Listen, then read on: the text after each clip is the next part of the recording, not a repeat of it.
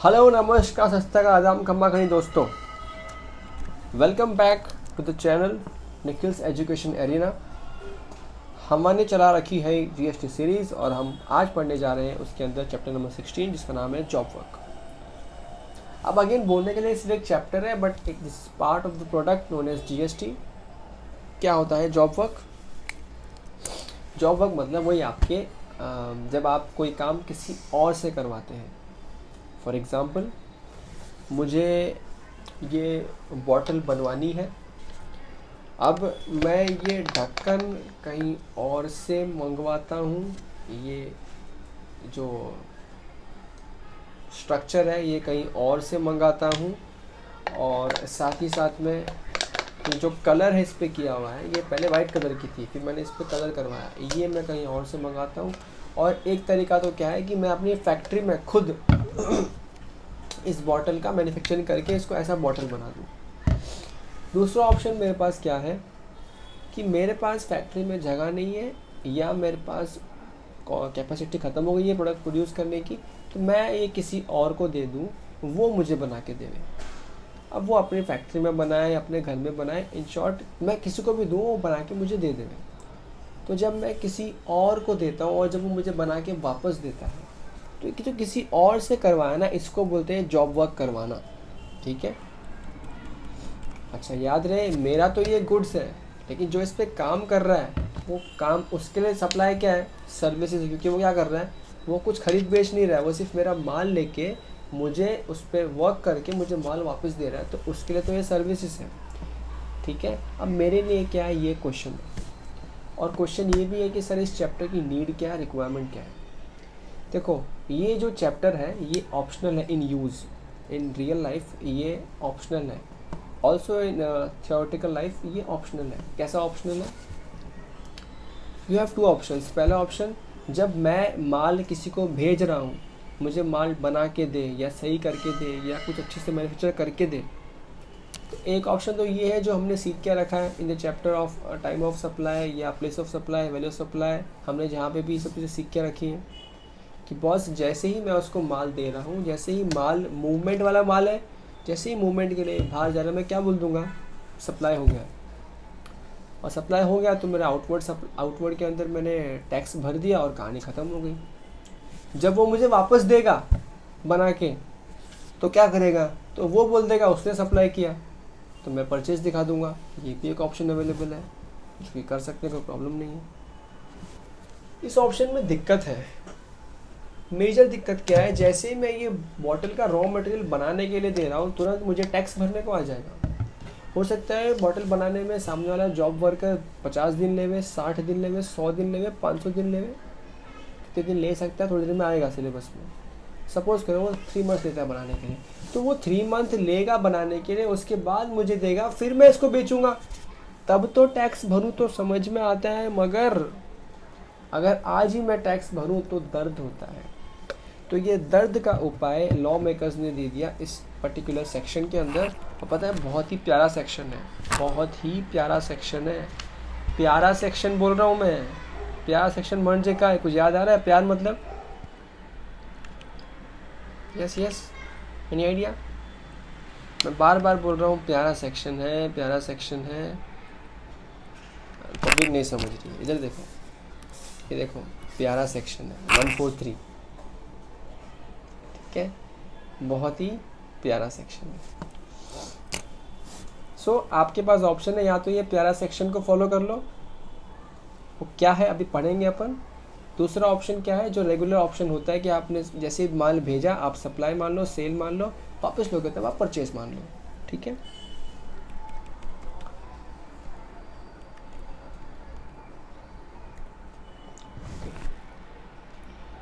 देखो ये प्यारे वाले के अंदर ऑप्शन क्या है, principal can send good to job worker जहाँ विदाउट पेमेंट ऑफ टैक्स, हम बिना टैक्स भरे भी उसको सामान दे सकते हैं, वही होता है ये ऑप्शन। देखो, प्रिंसिपल अपने प्रीमाइसेस से बिना टैक्स भरे इसी, देखो इसी ट्रक में माल भर के कहाँ भेज रहा है, जॉब वर्कर के फैक्ट्री में भेज रहा है।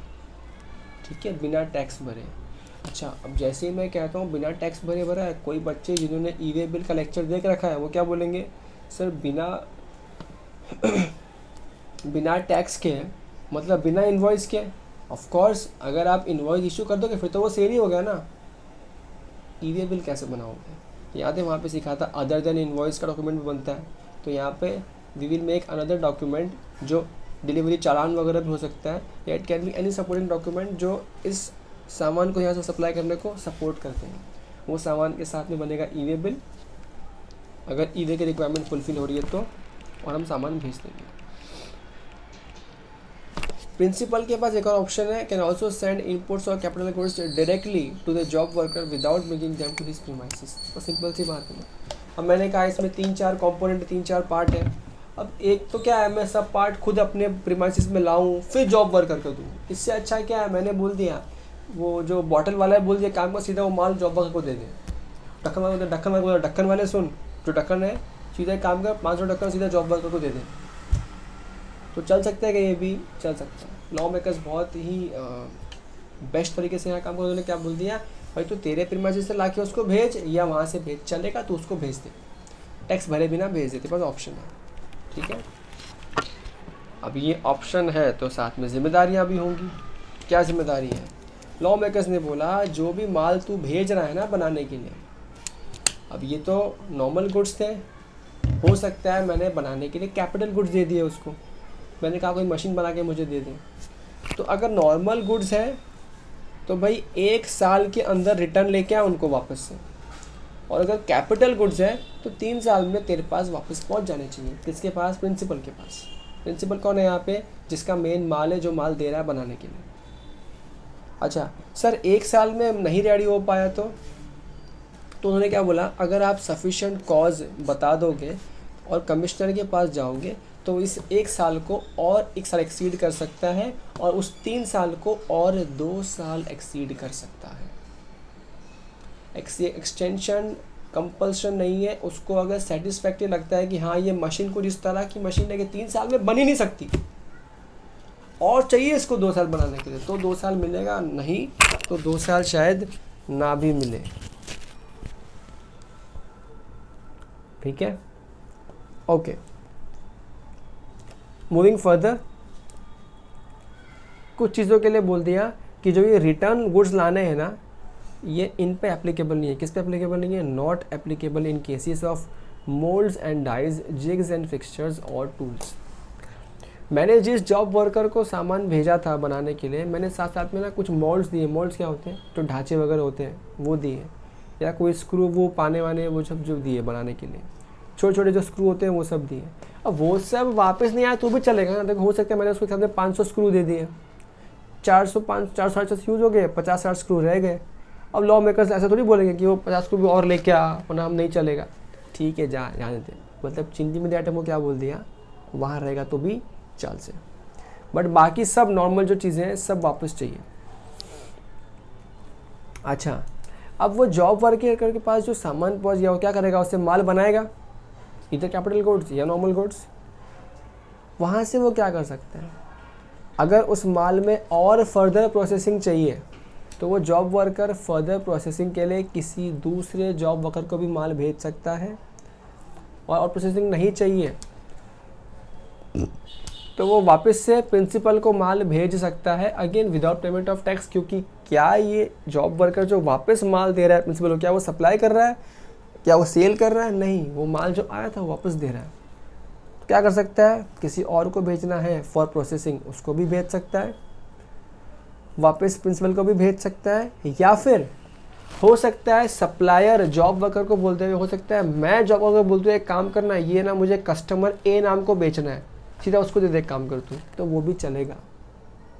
मतलब प्रिंसिपल चाहे तो बोल सकता है इसका जॉब वर्कर को कि मेरे कस्टमर को तू ऐसे भेज दे, सीधा तू पहले मेरे पास देगा फिर मैं भेजूंगा। कस्टमर बाजू में रहता है, वहीं पे कस्टमर स्टेज नियर बाय, सीधा वहीं पे भेज दे।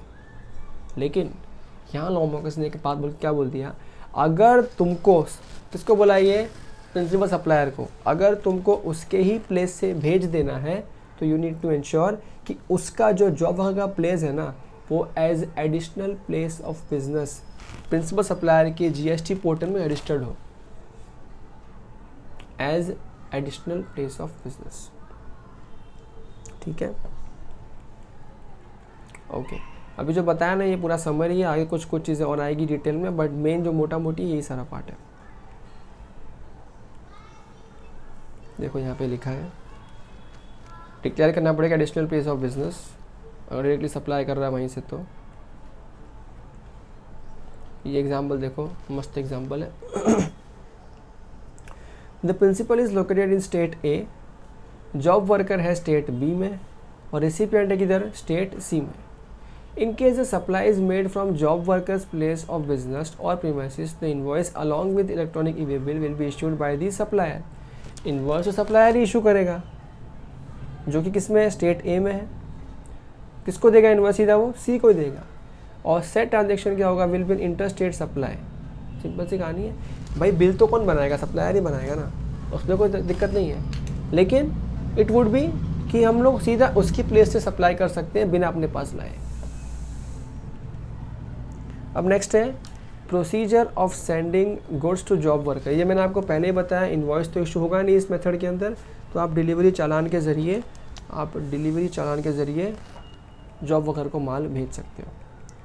Responsibility for keeping accounts of inputs in capital goods. जैसे ही मैंने माल भेजा, मैं ये नहीं कह सकता डिपार्टमेंट के ऑफिसर्स को कि मैंने उसको दिया, आप जाके उससे हिसाब लो। अरे वो तो बेचारा वर्कर है, काम कर रहा है। बोल दिया कि जो बुक्स ऑफ अकाउंट्स की जिम्मेदारी है वो प्रिंसिपल के ऊपर ही रहेगी। लेकिन ये अपन ने लास्ट लेक्चर क्लास में सीखा हुआ है, जब हम रिकॉर्ड्स मेंटेन करते हैं, कि वो जो जॉब वर्कर भी उसके पास में ये जानकारी तो होनी चाहिए हमेशा कि कितना माल उसने किसका लेके रखा है। ऐसा नहीं बोल सकता वो कि जाके उससे पूछो। अच्छा, हमने कुछ देर पहले सीखा था 1 ईयर या 3 ईयर का पीरियड था, ये एक्सटेंड हो सकता है और 1 या 2 साल के लिए, ओवरऑल बन जाएगा 2 या 5 साल का पीरियड। अगर इस पीरियड में नहीं आया तो क्या, डिपार्टमेंट यहाँ पे बहुत स्ट्रिक्ट है। अगर इस पीरियड में नहीं आया तो क्या मान लेंगे, जैसे ही लास्ट दिन ख़त्म हुआ ना उसके नेक्स्ट डे सप्लाई किया, ये मान लेंगे। लेकिन कब सप्लाई किया, जब भेजा था ना पहले तभी सप्लाई किया, ऐसा मान लेंगे।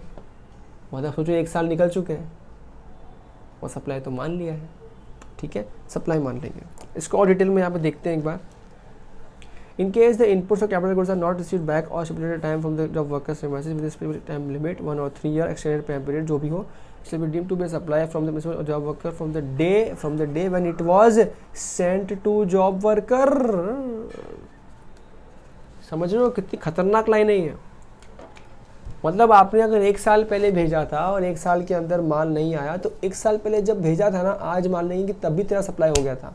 इससे फ़र्क क्या पड़ता है, फ़र्क पड़ता है आज टैक्स भी भरना पड़ेगा और 12 महीने का ब्याज भी भरना पड़ेगा, क्योंकि आपने उस टाइम पे क्यों नहीं दिखाया रिटर्न्स में, ठीक है।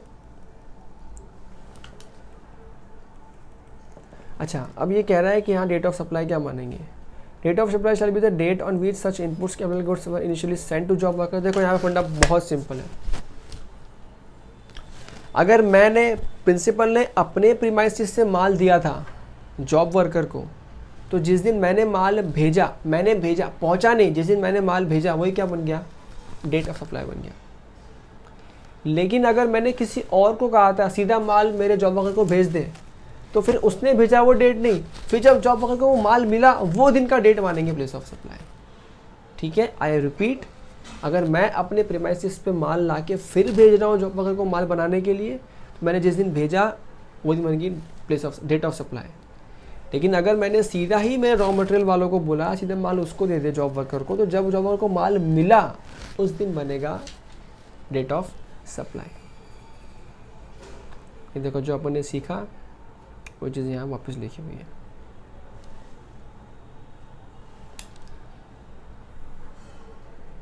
अच्छा, नेक्स्ट है अपने पास में taking ITC in respect of input and capital goods. ये हमने आईटीसी में भी पढ़ रखा है, हम इसको दोबारा देख लेते हैं एनालिसिस वाले पार्ट में। क्रेडिट ऑन इनपुट्स एंड और capital goods sent for job work. Simple सी कहानी है ना, आप खुद देखो ना, क्या ये जो रॉ मटेरियल हमने परचेज किए हैं, क्या हमको इसका आईटीसी नहीं मिलना चाहिए? ऑफ कोर्स मिलना चाहिए। अगर वो एलिजिबल आईटीसी है तो मुझे हमेशा मिलना चाहिए। हमको ऑलरेडी पता है एग्जेम्प्ट वाले सामान पे आईटीसी नहीं क्लेम कर पाते हम लोग, बट अगर एलिजिबल है तो मिलना चाहिए। तो सिर्फ मैंने वो सामान किसी और को दिया है बनाने के लिए, क्या मुझे आईटीसी के फ़ायदे से वंचित करवा देना चाहिए? Answer is no. तो यहाँ पे उन्होंने क्लैरिफाई क्या बोल दिया, job worker eligible for ITC etcetera used by him in supplying the job work services if he is registered. Simple सी कहानी है। अच्छा ये देखो, ये चीज़ उन्होंने और बोल दी यहाँ पे, जॉब वर्कर भी एलिजिबल है ITC लेने के लिए इनपुट पे अगर सप्लाई किया job work services as is registered. अब ये दूसरी बात कर रहे हैं। एग्जाम्पल, ये जो बॉटल प्रिंसिपल ने परचेज की थी, रॉ मटेरियल प्रिंसिपल ने परचेज किए थे, इसका ITC कौन लेगा? इसका ITC तो प्रिंसिपल ही लेगा, भले ही किसको भी दिया बनाने के लिए, बट दोबारा मेरे पास आ ही रहा है ना, ITC तो मैं ही लूँगा। लेकिन ये बॉटल देने के बाद में ना, इस बॉटल पे काम करने के लिए हो सकता है मैंने उनको ग्लू नहीं दिया था, चिपकाने के लिए ग्लू भी तो चाहिए, मैंने नहीं दिया। पेंट करने के लिए पेंट दिया पर ब्रश नहीं दिया, तो ये सब कौन परचेज करेगा? वो जॉब वर्कर खुद परचेज करेगा। अब वो जब उसने परचेज किया तो क्या उसका ITC मुझे मिलना चाहिए, सप्लायर को, प्रिंसिपल को? नो। तो यही बोल रहा है कि उसने जो परचेज किया है अगर वो रजिस्टर्ड है तो उसको ITC मिल जाएगा, कोई दिक्कत वाली बात नहीं है। ठीक है, आगे चलते हैं। Time limit for return of input, ये आप ऑलरेडी सीख चुके हैं, सेम रिपीटेशन है। Date of sending them to the job worker, लेकिन अगर डायरेक्टली उनको दिया गया है, ये देखो वापस सेम चीज़ है कि ये 1 साल 3 साल कहाँ से काउंट करना है? तो सिंपल फंडा आपको जो 24 सीखा था वो सेम फंडा। क्या मैंने खुद के प्लेस से दिया है तो दिया उसी दिन से, किसी और से भिजवाया तो मिला उस दिन से।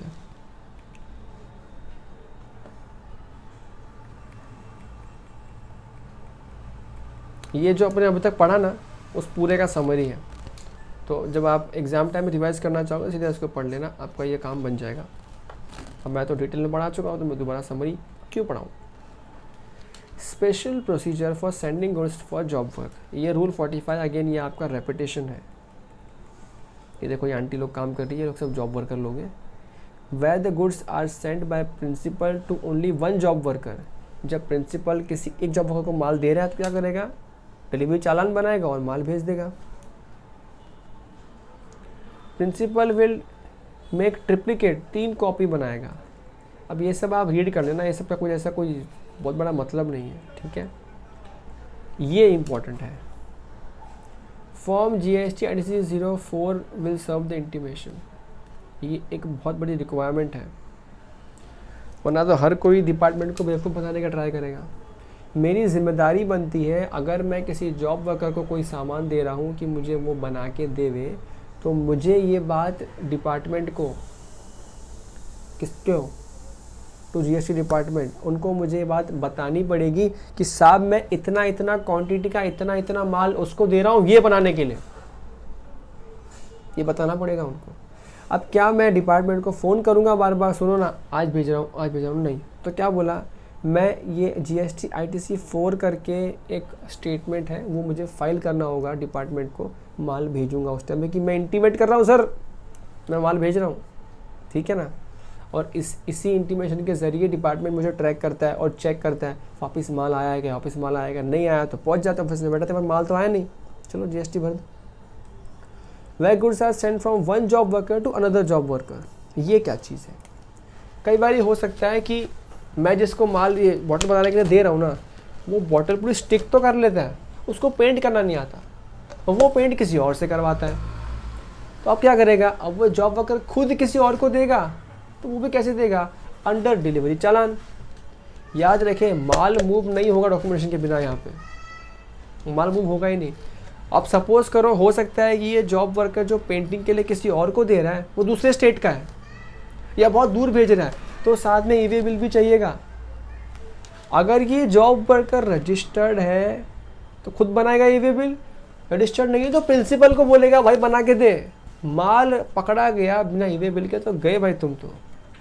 ये ऐसा हिसाब किताब है यहाँ पे, इन्वॉइस नहीं रहा चाल से, डिलीवरी चालान दे, ई-वे बिल दे दे भाई। ठीक है, अब इतना डेप्थ में यहाँ लिखा हुआ नहीं है पर मेरे को आता है तो मैंने बता दिया। When the goods are returned to the principal by the job worker, तो जब वापस आएगा तो भी कैसे आएगा माल? सेल तो है नहीं, वापस डिलीवरी चालान के थ्रू रिटर्न आ जाएगा प्रिंसिपल के पास माल। Where the goods are sent directly by the supplier to the job worker, क्या हुआ? डायरेक्टली क्रेडिटर ने उसको दे दिया सप्लाई, वहाँ पे भी सेम फंडा है, सेम तरीका है, डिलीवरी चालान इशू होगा उसके ज़रिए चला जाएगा। When goods are return in piecemeal by the job worker, कभी कभी क्या होता है ना, मैंने उसको एक साथ में दिया था 500 बॉटल का ऑर्डर, 500 बॉटल का रॉ मटेरियल दिया था, उसने पीसमील में मतलब पार्ट पार्ट में दिया, एक बार 100 बॉटल दिया, एक बार 100 बॉटल दिया। तो क्या वो ऐसा कर सकता है बढ़िया बुद्धि के जैसा कि एक डिलीवरी चालान बनाया, उस पर लिखा देखो 100 दिया, 100 गया और 100 गया? ऐसा नहीं, ऐसा इन्होंने देखा पब्लिक करती है ऐसा, तो लॉ मेकर्स ने लिख दिया, लॉ में लिख दिया। ऐसा नहीं चलेगा भाई, हर डिलीवरी के लिए एक सेपरेट चालान बना, भाई कंजूसी मत कर, ठीक है। अच्छा, ये जो जॉब वर्कर है, सबमिशन ऑफ इंटीमेशन क्या होगा, क्वार्टर के अंदर जो GST 04 भरोगे ना, वो 25 तारीख तक भरना होगा of the month succeeding the relevant quarter. जैसे ही क्वार्टर खत्म होता है, अपने पूरे क्वार्टर में कितना कितना माल किस किस को भेजा है, वो आपको 25 तारीख तक, क्वार्टर खत्म होने के बाद वाले 25 तारीख तक उनको बताना पड़ेगा, डिपार्टमेंट को बताना पड़ेगा। और ये सेक्शन कौन सा है, उसी प्यारे सेक्शन में हमने काम किया, बताना पड़ेगा 143। ये जैसे मैंने बताया, दोबारा लिखा है, रिक्वायरमेंट्स टू ई-वे बिल, अगर जॉब वर्कर रजिस्टर्ड है तो वो भी बना सकता है। अच्छा, एक चीज़ यहाँ पे एक और देखो, ई-वे बिल बनाना प्रिंसिपल या रजिस्टर्ड जॉब वर्कर जो चाहे बना ले, irrespective of the value of consignment, जब गुड्स क्या है sent by principal from one state to another state of job worker. In state अगर इंटर स्टेट ट्रांसफ़र है प्रिंसिपल टू जॉब वर्कर, तो प्रिंसिपल रजिस्टर्ड हो, वो तो रजिस्टर्ड होगा ही, तो वो बनाएगा। प्रिंसिपल रजिस्टर्ड और जो जॉब वर्कर है, अब वो चाहे तो बना सकता है अगर रजिस्टर्ड हो तो। ई-वे बिल बनाना कंपलसरी है बिना उस 50,000 के लिमिट के। लेकिन अगर सेम स्टेट में है तो वो यहाँ देखो, e-way bill shall be generated by the principal wherever required case of job worker is unregistered. तो यहाँ लिखा नहीं है सेम स्टेट का, इसका मतलब सेम स्टेट में we have that limit what we have learned in e-way bill, ठीक है। बट अगर इंटर स्टेट ट्रांसफ़र हो रहा है तो भैया ई-वे बिल तो बना ही दियो, ज़्यादा दिमाग खराब करना मत।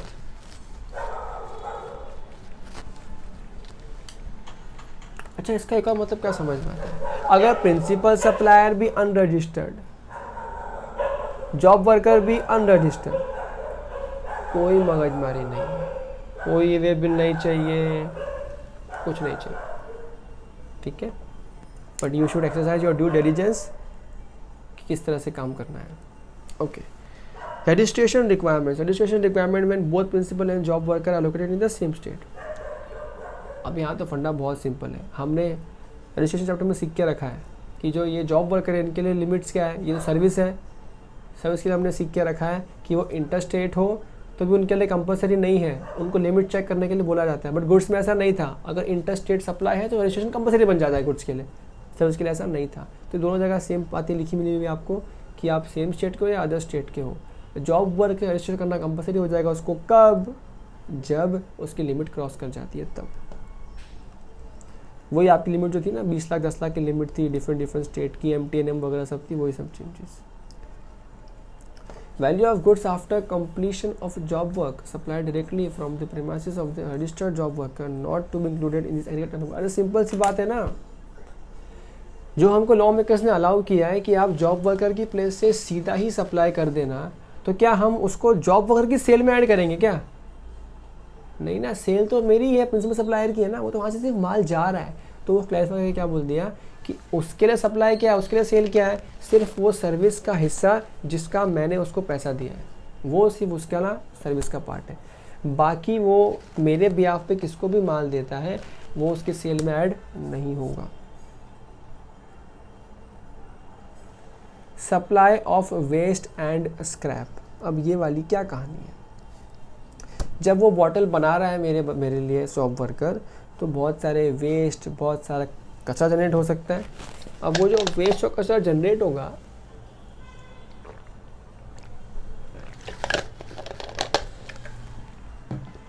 उसको बेचना भी तो पड़ेगा। तो यहाँ देखो, any waste and scrap generated during the job work may be supplied by the job worker directly from its place of business on payment of tax if job worker is registered। Job worker registered है तो खुद बेच देवे tax के साथ, मतलब वो tax भी उसका भर देवे। लेकिन अगर वो रजिस्टर्ड नहीं है तो प्रिंसिपल ही सिर्फ उस स्क्रैप को बेचेगा, जॉब वर्कर नहीं बेचेगा, नहीं बेचेगा, नहीं बेचेगा, ठीक है। डिपार्टमेंट बहुत शाना है क्या, स्क्रैप पे वो TCS VCS भी वो सब आ जाता है, वो सब मस्त वसूली करने के लिए बोल दिया रजिस्टर्ड है वही बेचेगा। इसका मतलब अगर जॉब वर्कर चाह के भी बेचना चाहे, चलो मैं बेच देता हूँ, रजिस्टर्ड तो हूँ नहीं, कोई मैं क्या बिगाड़ लेगा। जहाँ जिसने जिसको पकड़ लिया तो वो आपकी भी बजाएगा, वो सप्लायर की भी बजाएगा जिस तुमको माल भेजा था। दोनों गो एंड जेल में चक्की पीसिंग एंड पीसिंग। अच्छा चक्की क्या पीसेंगे, पेनल्टियाँ बना बड़ी बड़ी। Okay so that's it, this was your chapter job work. Chapter तो सिर्फ नाम का चैप्टर है but this was a good concept. याद रहे बहुत प्यारा सेक्शन है, और प्यारा सेक्शन है इसलिए ये ऑप्शनल है। प्यार कभी भी मैंडेटरी नहीं हो सकता, प्यार हमेशा ऑप्शनल होता है, ठीक है। ज़माने गए जब प्यार हुआ करता था मैंडेटरी, अब प्यार इज़ ऑप्शनल, अब मनी इज़ मैंडेटरी, ठीक है। एनीवे ये सब जोक का पार्ट था, जाने दो इसको। आज के लिए इतना ही, मिलता है अगले क्लास में, तब तक गुड नाइट, सब अलविदा, बाय।